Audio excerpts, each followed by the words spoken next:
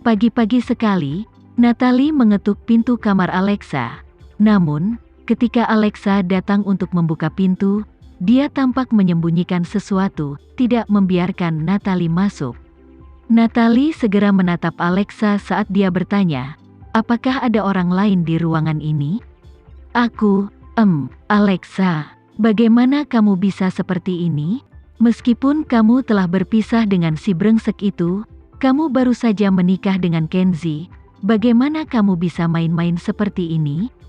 Biarkan aku masuk, biarkan aku masuk, biarkan aku melihat siapa yang begitu berani untuk merayu Alexaku yang berharga. Natalie sedikit gelisah, dengan kekuatannya, dia tampak siap untuk membuka pintu. Namun, saat ini, Kenzie mengulurkan tangannya untuk menghentikannya. Fisiknya yang tinggi dan bugar menyelimuti keduanya. "Bos besar, ini kamu." Natalie tercengang saat dia tertawa canggung. Kenzie melirik Natalie sebentar, tatapannya menyiratkan persetujuan karena, dengan keberadaannya, Kenzie yakin tidak ada pria yang bisa mendekati Alexa. Jadi, tanpa sepatah kata pun, dia menuju ke kamar mandi untuk mandi. Setelah melihatnya pergi, Natalie beristirahat di lengan Alexa saat dia berbicara, "Kenapa kamu tidak memberitahuku lebih awal? Kamu membuatku mempermalukan diriku sendiri di depan orang yang begitu penting." "Aku baru mengetahuinya tadi malam saat aku kembali ke kamar." Alexa mengangkat bahu dengan polos. "Ya Tuhan, dia sangat romantis. Seseorang yang sesibuk Presdir Kenzie benar-benar mengejar penerbangan langsung ke tempat seperti ini untuk menemanimu. Alexa, keberuntunganmu benar-benar telah berubah. Berpikir tentang bertahun-tahun yang telah kamu habiskan dengan si brengsek itu, kapan dia pernah mengunjungimu di tempat kerjamu?" Natalie menyala, "Memang, ada perbedaan antara orang yang berbeda." "Apakah kita masih akan pergi ke lokasi syuting?" Alexa mengingatkan, meskipun dia bertingkah seolah dia tidak peduli pada malam sebelumnya. "Apakah Presdir Kenzie datang?" "Dia seharusnya datang," bisik Alexa. "Kenzie datang sejauh ini, tentu saja dia tidak bisa melewatkan menonton penampilan Alexa." Pertunjukan di Mandala Center sudah tak terlupakan. Dia menantikan untuk melihat bagaimana Alexa akan tampil di pemotretan luar ruangan. 30 menit kemudian, ketiganya tiba di lokasi syuting. Karena dia tidak bisa mengungkapkan identitasnya, Kenzie hanya bisa menonton dari jauh. Alexa melangkah keluar dari ruang ganti dengan gaun renda biru muda yang memeluk tubuhnya yang berlekuk, menonjolkan atribut positifnya, terutama kakinya yang panjang dan ramping yang terlihat seperti tidak memiliki batas. Dia terlihat sempurna seperti karya seni pematung. Tema pemotretan hari ini adalah pengantin mengejar pengantin pria yang kabur. Saat mengejar, pengantin wanita melukai kakinya tanpa disadari oleh pengantin pria. Pada akhirnya, kilauan berlian di tangan mempelai wanita menciptakan pelangi yang indah dari pantulan sinar matahari yang menyadarkan mempelai pria akan janji yang dia buat kepada mempelai wanita. Akhirnya, mempelai pria kembali dan pasangan itu berdamai. "Alexa, emosi hari ini banyak berubah.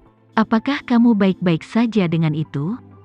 Fotografer dari hari sebelumnya telah menjadi direktur hari ini dan dia meminta Alexa keluar dari tugasnya.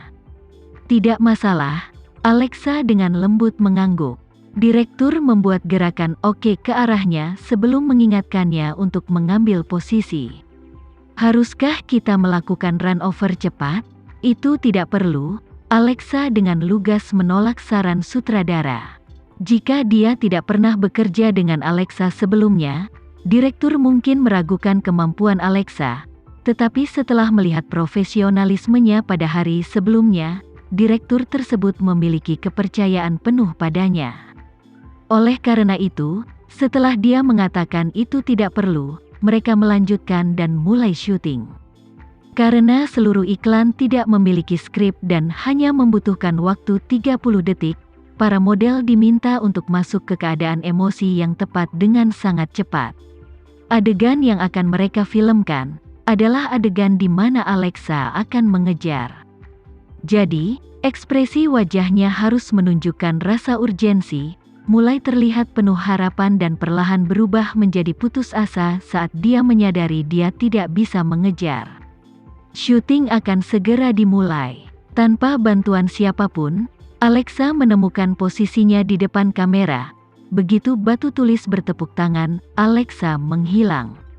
Sebagai gantinya, berdiri seorang mempelai wanita yang terlantar melihat sekeliling tanpa daya mencari.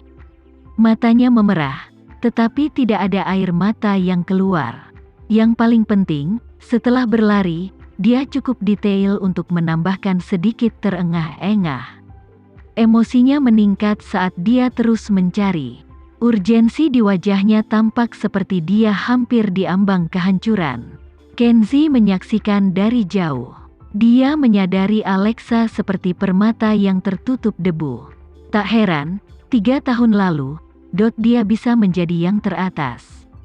Jika dia tidak pernah mundur saat itu, saat ini, seberapa sukseskah dia? Presdir Kenzi, Alexa kita tidak buruk kan? Mata Natalie mengandung kebanggaan yang tidak dapat disembunyikan. Kalau saja dia tidak ditahan oleh si brengsek itu.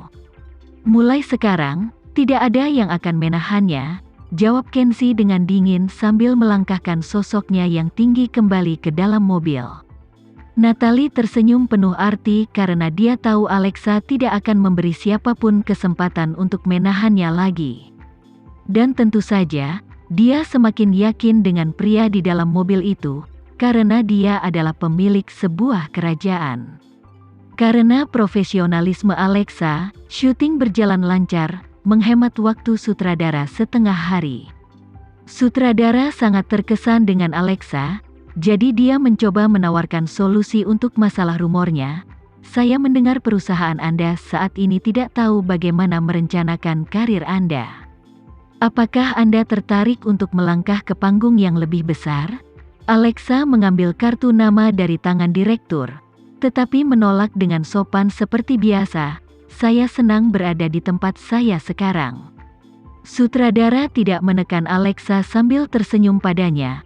Meski begitu, kami akan selalu menyambutmu. Alexa berterima kasih padanya dan mulai menuju Kenzi. Tapi, Natalie tiba-tiba terbang ke arahnya sambil mengulurkan ponselnya sambil berseru. Saat itu, ada seorang wanita bernama Davina Kalandra yang menelepon, menyatakan bahwa dia adalah manajer baru yang telah diatur oleh Justin untukmu.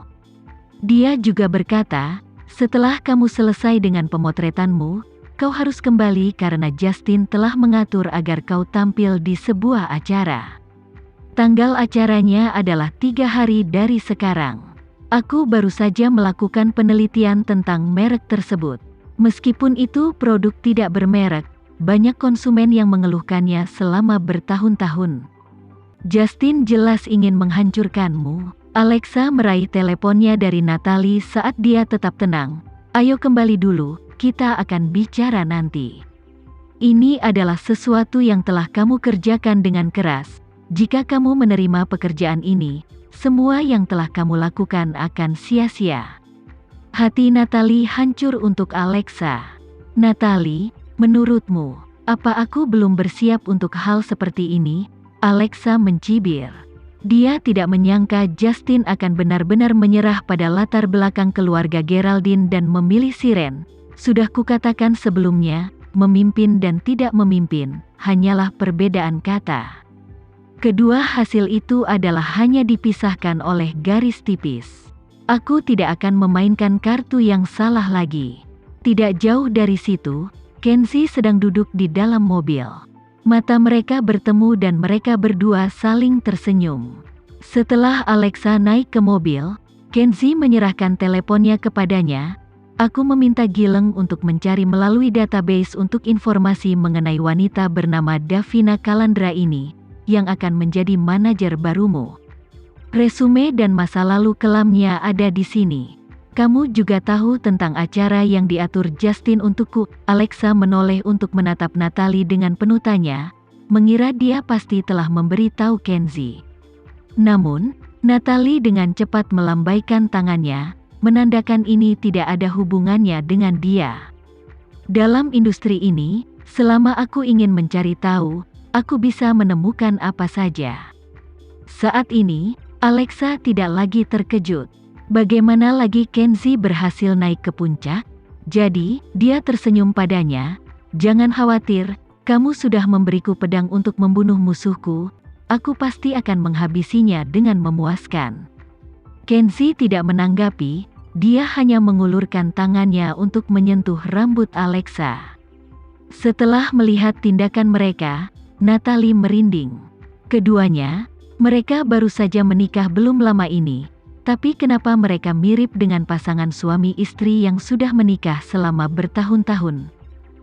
Setelah syuting selesai, ketiganya kembali ke Jakarta. Di atas pesawat, Alexa dan Kenzi bersandar satu sama lain dengan penuh kasih sayang. Tetapi begitu pesawat mendarat, mereka berpisah seperti orang asing.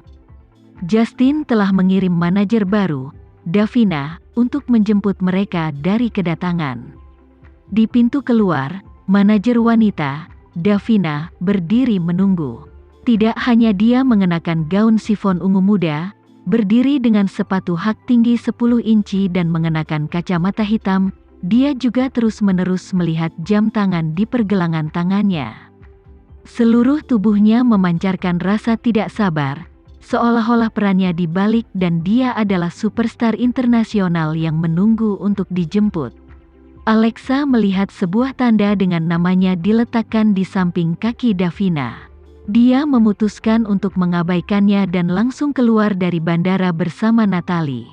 Natalie tertawa teredam, Alexa perlahan mengembangkan emosinya sendiri. Di tengah perjalanan mereka, Alexa menerima panggilan telepon dari Davina. "Alexa, kamu di mana? Bukankah penerbanganmu seharusnya tiba pukul 12? Aku sudah dalam perjalanan kembali ke kantor," jawab Alexa dengan tenang. "Apakah kamu tidak melihatku ketika kamu keluar dari kedatangan?" "Aku melihatmu." Alexa tetap tenang, bahkan tidak menunjukkan emosi sedikitpun. "Lalu mengapa kamu tidak datang kepadaku?" Davina sangat marah. "Kamu memakai kacamata hitam, kupikir kamu berada di bandara untuk melakukan pertunjukan," jawab Alexa sinis. Wajah Davina memerah karena marah saat dia menutup telepon dan bergegas kembali ke kantor. Dia memulai di industri lebih awal, tetapi matanya sangat picik. Meskipun dia telah membantu membuat beberapa artis terkenal, mereka selalu berakhir dengan menyinggung yang berkuasa atau dikirim ke rehabilitasi. Jadi, sebagai seorang manajer, dia tidak memiliki reputasi yang baik di industri ini. Untuk kali ini, Davina diminta oleh Siren karena dia jelas ingin Davina menangani Alexa untuknya. Tapi, siapa yang mengira, bahkan tanpa melihat Alexa, dia dibuat terlihat seperti orang bodoh terlebih dahulu. Dia bertekad untuk tidak menyerah. Lagi pula, Alexa, paling banyak, adalah model yang sudah ketinggalan zaman. Beraninya dia tidak menunjukkan rasa hormat? 20 menit kemudian, Alexa tiba kembali di kantor lebih dulu.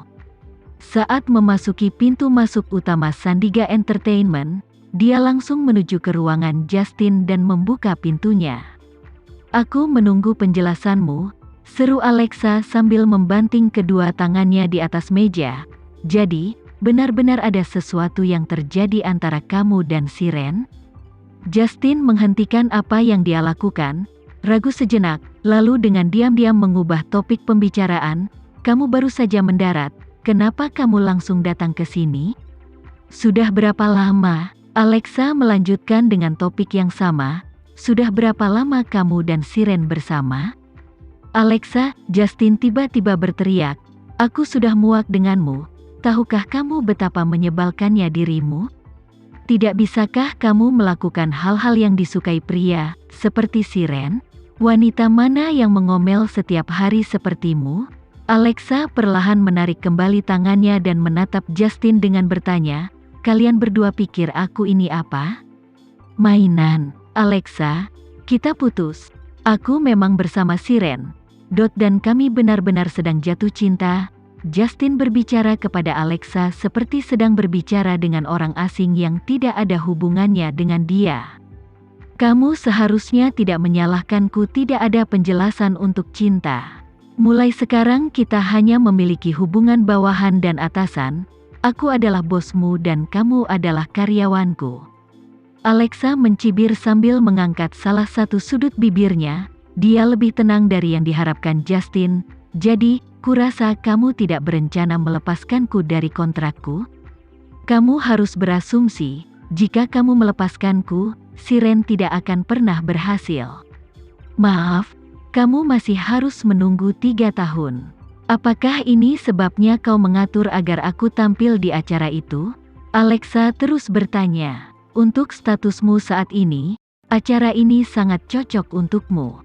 Setelah berbicara, Justin kembali duduk di kursinya dan membolak-balik beberapa dokumen. Jika tidak ada yang lain, kamu bisa pergi. Selain itu, Davina adalah manajermu. Mulai sekarang, kamu harus mengikuti perintahnya. Fantasinya selama 5 tahun, semuanya sia-sia. Alexa tidak bisa mengatakan bahwa hatinya tidak sakit, tetapi pada saat ini, dia merasa lebih marah. Apakah kamu tahu apa yang terjadi pada orang yang tidak setia? Mereka tidak akan memiliki akhir yang bahagia. Setelah mengucapkan kata-kata ini, Alexa berbalik dan meninggalkan kantor Justin. Tentu saja, tekadnya untuk membuat Sandiga Entertainment menghilang dari industri hiburan untuk selamanya, lebih kuat dari sebelumnya. Alexa kembali ke kamarnya. Sementara itu, Davina baru saja kembali dari bandara. Tanpa mengetuk, dia berjalan langsung ke kamar sambil menunjuk Alexa dan berteriak, "Apakah kamu sadar bahwa mulai sekarang, kamu adalah artisku? Apakah kamu masih ingin menjadi model dan mengambil pekerjaan? Beraninya kamu memperlakukanku seperti ini. Apakah kamu tidak punya pikiran?" Setelah mendengar kata-kata ini, Alexa tiba-tiba bangkit dari kursinya dan perlahan melangkah ke arah Davina. "Ulangi apa yang kamu katakan. Apa kata terakhirmu?" "Aku bertanya apakah kamu tidak punya pikiran?" Davina mengulangi dirinya dengan arogan. Begitu kata terakhir keluar dari mulutnya, tamparan Alexa sudah mendarat di wajahnya. "Tamparan ini untuk membuatmu kembali ke barisan." Davina tertegun. Matanya melebar saat dia bersiap untuk melawan. Namun, Alexa mengeluarkan ponselnya dan menyerahkannya kepadanya. "Aku punya banyak foto tidak senonoh seperti ini di ponselku. Karena kata yang baru saja kamu ucapkan, aku memutuskan untuk kirim mereka ke 4 perusahaan media terbesar." Davina membeku sesaat, tidak begitu mengerti apa maksud Alexa. Sampai dia melihat ke bawah ke layar untuk melihat foto dirinya merayu seorang sutradara. Otaknya tiba-tiba kosong. Ini tidak mungkin. Bagaimana mungkin Alexa memiliki foto-foto ini? Dia sangat berhati-hati. Ini tidak mungkin. Itu pasti palsu. Aku tahu Siren ada di balik semua ini. Jika kamu tidak berlebihan, aku tidak akan repot-repot berurusan dengan manajer sederhana sepertimu. Tapi kamu sepertinya tidak tahu dengan siapa kamu bermain-main. Davina mulai ketakutan saat tangannya mulai gemetar. Jika dia tahu Alexa menyimpan informasi ini untuk melawannya, dia pasti tidak akan menyetujui permintaan Siren untuk mempersulit Alexa. Jadi, wajahnya segera berubah saat dia berlutut, "Alexa, aku tidak bermaksud memperlakukanmu seperti ini. Tolong jangan rilis fotonya. Aku akan selesai jika kamu melakukannya." Alexa menatap Davina. Kata-kata berikut, "Aku hanya akan mengatakan sekali, aku tidak akan menyerang mereka yang tidak menyerangku terlebih dahulu. Tetapi jika seseorang menyerangku, aku akan membuat mereka tidak mungkin kembali dari kedalaman neraka. Mulai hari ini dan seterusnya, lakukan tugasmu dengan baik dan aku akan melakukan tugasku. Jika kau ingin menyusun rencana dan bermain game, aku senang ikut. Tapi konsekuensinya, tidak akan sesederhana itu." Saat merilis beberapa foto ini, Alexa saat ini kejam dan mendominasi. Davina tidak tahu bagaimana harus bereaksi. Bukankah mereka mengatakan Alexa adalah penurut? Aku mengerti. Aku tahu apa yang harus dan tidak boleh aku lakukan. Davina benar-benar terintimidasi oleh raut wajah Alexa. Setelah melampiaskan kemarahannya, emosi Alexa kembali ke ketenangan normalnya dan nada suaranya sekali lagi acuh tak acuh saat dia menanyai Davina, "Kapan aku harus tampil di panggung di acara itu?" "Kamu? Apa kamu akan pergi?" Davina tidak mengerti apa yang dipikirkan Alexa. "Katakan saja kapan," ulang Alexa. Sudut mata Davina masih berkaca-kaca. Menyeka mereka, dia perlahan berdiri. Dia berpikir sejenak sebelum menanggapi Alexa. "Tanggal 26, Rabu depan. Apakah kamu masih diberitahu oleh Siren untuk menolak semua pekerjaanku?" Alexa menebak. "Ya. Catat setiap satu dan simpan setiap email dari setiap klien sebagai bukti. Rabu depan, aku akan menggunakannya," perintah Alexa dengan tenang. "Jika kamu masih memiliki penilaian, kamu akan tahu, mengikuti aku lebih menjanjikan daripada mengikuti Siren. Hanya karena dia seorang simpanan sendirian, dia tidak akan pernah mendapat kesempatan untuk melangkah ke panggung internasional." Setelah mendengar kata-kata ini, Davina berpikir tentang mengapa Siren sering mendapat masalah akhir-akhir ini, sementara popularitas Alexa sedang meningkat. Dia menyadari itu karena selama ini, Siren mengandalkan akting lemah dan mendapatkan simpati. Sementara itu, Alexa menggunakan Siren sebagai batu loncatan untuk kembali. Davina mempertimbangkan pro dan kontra dan memutuskan akan lebih baik mengikuti Alexa. "Aku akan membantumu mempersiapkan segalanya." Alexa mengangguk saat dia mulai pergi. Tapi, tepat ketika dia sampai di ambang pintu, dia sepertinya ingat sesuatu ketika dia berbalik untuk memperingatkan Davina, "Jika kamu tidak memiliki kemampuan untuk mengelola krisis PR, maka jangan melakukan sesuatu yang memalukan untuk aku bersihkan. Setelah kamu." Sederhananya, jika dia tidak bisa menghindari pengambilan fotonya, dia seharusnya tidak menggoda seseorang yang seharusnya tidak dia miliki. Wajah Davina menjadi pucat. Ini adalah pertama kalinya dia bertemu dengan seorang seniman yang telah merencanakan sejauh ini tanpa diketahui siapapun. Dari kelihatannya, selain merayu pria, Siren benar-benar tidak memiliki hal lain untuknya. Sebenarnya, dia tanpa sadar menunggu Alexa mengirim pengepakan Sandiga Entertainment. Keluar dari gedung, hari masih muda. Alexa kembali ke mobilnya dengan wajah lelah. Setelah melihatnya, Natalie sangat patah hati. "Apakah kamu bertengkar dengan Justin?" "Justin meminta untuk putus," jawab Alexa dengan tenang sambil menyandarkan kepalanya ke belakang dan perlahan menutup matanya. Dia tampak berusaha menyembunyikan emosinya. "Natalie, tahukah kamu?" Ketika Justin mengucapkan kata-kata itu, sepertinya dia sedang membaca dari buku teks. "Dia bahkan ingin membekukan pekerjaanku selama 3 tahun. Si brengsek itu, bagaimana dia bisa begitu memalukan? Bukankah dia takut disambar petir?" Natalie memprotes saat dia berbalik ke samping. Melihat penderitaan Alexa, dia mengulurkan tangannya untuk menghiburnya, menepuk lengannya dengan lembut. "Jangan biarkan pria seperti itu membuatmu merasa buruk, terutama karena kamu akan membuat si brengsek itu membayar semuanya kembali 10 kali lipat. Aku belum mampu mengendalikan emosiku sepenuhnya. Bawa aku pulang," Alexa meminta dengan bisikan lembut. "Oke, istirahatlah." Alexa tahu, menilai dari sikap dingin dan ceroboh Justin, dia tidak akan berhenti membuatnya menghadiri acara sampah seperti ini. Yang diperlukan hanyalah satu kata dari Siren, dan dia akan mampu melakukan sesuatu yang lebih buruk lagi. Dia harus menemukan cara untuk menghancurkan rencana Siren yang menghalangi jalannya. Pada saat Kenzie tiba di rumah, sudah jam 8 malam. Namun hari ini, dia tidak mencium aroma makan malam yang disajikan. Yang dia rasakan hanyalah hawa dingin. Pada awalnya, Dia mengira Alexa belum tiba di rumah. Tetapi saat dia memasuki kamar tidur, dia melihatnya berbaring dengan tenang di tempat tidur. Tidak perlu dijelaskan, dia pasti diperlakukan tidak adil hari ini. Kenzi berjalan mendekat dan duduk di tepi tempat tidur. Setelah merasakan kehadiran yang familiar, Alexa segera duduk dan memeluknya. Jika kamu ingin menangis, maka menangislah. Kamu akan merasa lebih baik. Kenzi dengan lembut menepuk pundak Alexa.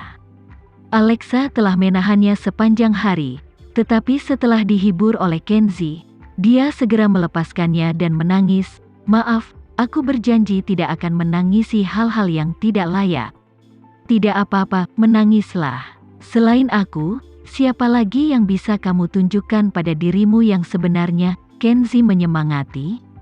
Mungkin karena tangan Kenzi begitu lembut, atau mungkin karena Kenzi 7 tahun lebih tua dari Alexa dan memancarkan rasa aman dan dewasa, Alexa menangis dalam pelukan Kenzi untuk waktu yang lama sampai tidak ada air mata yang tersisa. Apa kau merasa lebih baik? Kenzi bertanya. Ya, Alexa membebaskan dirinya dari pelukan Kenzi. Kamu belum makan, aku akan memasak. Tanpa melakukan apapun, Kenzi meraih dagu Alexa dan menggunakan seluruh kekuatannya untuk menekan bibirnya dengan kuat ke bibirnya. Dia tidak hanya ingin menghapus air matanya, tetapi dia juga ingin menggunakan momen spesial ini untuk menghibur wanita yang terluka di pelukannya. Ciuman adalah obat terbaik dan obat penghilang rasa sakit terbaik. Pasangan itu berciuman dengan penuh kasih sayang. Dunia terasa seperti berputar saat mereka mencoba mengatur napas. Alexa, aku harap tidak peduli kamu senang atau sedih. Aku akan menjadi orang pertama yang kamu tuju. Aku tidak peduli berapa banyak topeng yang kamu pakai di luar. Begitu kamu di rumah, kita harus menghadapinya satu sama lain dengan jujur. Kita harus seperti pasangan suami istri yang normal. Kita hanya membutuhkan satu sama lain. Kenzi menyeka air mata di pipi Alexa saat dia berdiri. Sudah kukatakan sebelumnya, kamu tidak diizinkan berada di dapur lagi. Alexa melihat Kenzi berbalik untuk pergi, jadi dia dengan cepat meraihnya. Aku membutuhkanmu sekarang. Aku ingin kamu tetap bersamaku, peluk aku, cium aku. Aku butuh energi untuk menciummu. Alexa berhenti menangis, melepas selimutnya untuk bangun dari tempat tidur dan memegang tangan Kenzi. Kalau begitu aku akan menemanimu. Pasangan itu menikmati makan malam yang menyenangkan dan mandi. Setelah kembali ke tempat tidur, Kenzi bersandar di kepala tempat tidur dan membaca beberapa dokumen. Sementara Alexa mencoba untuk tidur. Tapi tidak peduli apa yang dia lakukan, dia tidak bisa tertidur. Ada apa? Aku tidak bisa tidur. Bisakah kamu membacakanku buku? Alexa mengintip dari balik selimut dan memohon pada Kenzi. Hanya di depan Kenzi dia tidak tetap tanpa emosi. Dia juga tidak harus bersikap tenang dan cakap seperti dia berada di depan Natalie. Di depan Kenzi, dia benar-benar seorang istri kecil, seorang istri yang perlu dimanjakan. Tentu saja, di depan Alexa, Kenzi juga tidak harus menjadi Kenzi yang semua orang tahu. Jika dia adalah bawahannya, dia akan melemparkan dokumennya ke wajahnya. Tapi orang di depannya adalah Alexa, jadi dia mengambil sebuah buku dari rak buku dan kembali ke tempat tidur. Dia membungkus Alexa dalam pelukannya saat mereka berdua membuka buku itu bersama-sama dan mulai membaca. Ini adalah gerakan yang sangat sederhana, tetapi ternyata Justin si brengsek tidak akan pernah melakukan hal seperti ini untuk Alexa. Siapa sangka, ternyata raja industri hiburan yang bersedia mengalami hal konyol seperti itu dengannya. Bekas luka di hatinya terasa seperti perlahan-lahan disembuhkan. Tidak lama kemudian Alexa tertidur di pelukan Kenzi, dan seperti biasa, dia tidur dengan nyenyak. Keesokan paginya, udara sedikit lembab. Alexa dibangunkan oleh suara dering teleponnya. Itu adalah Davina. Suaranya jauh lebih lembut dari hari sebelumnya. Alexa, aku baru saja tiba di rumahmu, tapi hanya asistenmu yang ada di rumah. Aku sudah pindah. Aku datang untuk memberitahumu.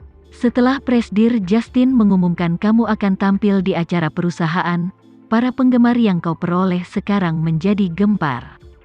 Mereka berdebat sengit di antara mereka sendiri. Mereka mengatakan jika kamu tampil di acara ini, itu artinya kamu mendukung barang yang tidak dapat diandalkan. Tidak mungkin mereka dapat menerimanya dan siap untuk meninggalkanmu. Apa reaksi Siren? Alexa bertanya pada Davina dengan lugas. Dia tidak sabar melihatmu menderita. Pergi ke acara ini adalah idenya sejak awal.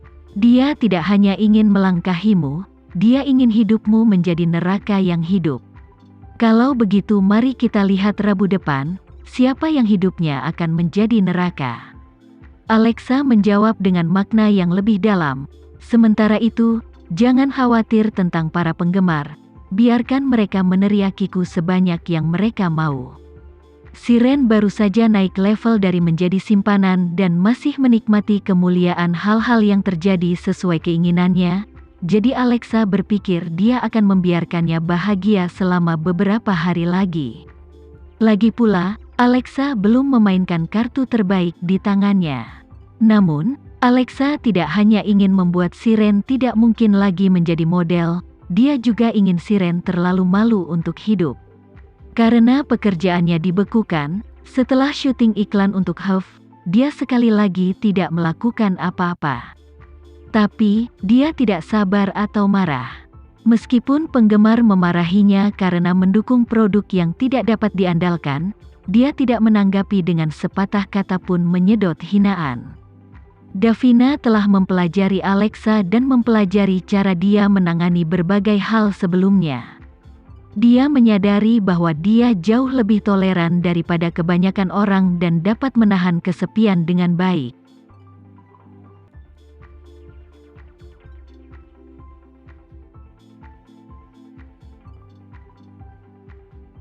Sekian dulu ya video kali ini, kita lanjutkan lagi videonya di lain waktu. Oh iya, bagaimana menurut kalian? Semoga bisa sedikit menghibur kalian semua. Untuk teman-teman yang baru nonton jangan lupa subscribe ya hehehe. Dan kalau teman-teman ada yang ingin gabung langganan bisa langsung gabung saja untuk dapat fitur yang menarik dan sedikit membantu Mimin. Terima kasih banyak sudah menonton, sampai jumpa lagi, bye bye bye.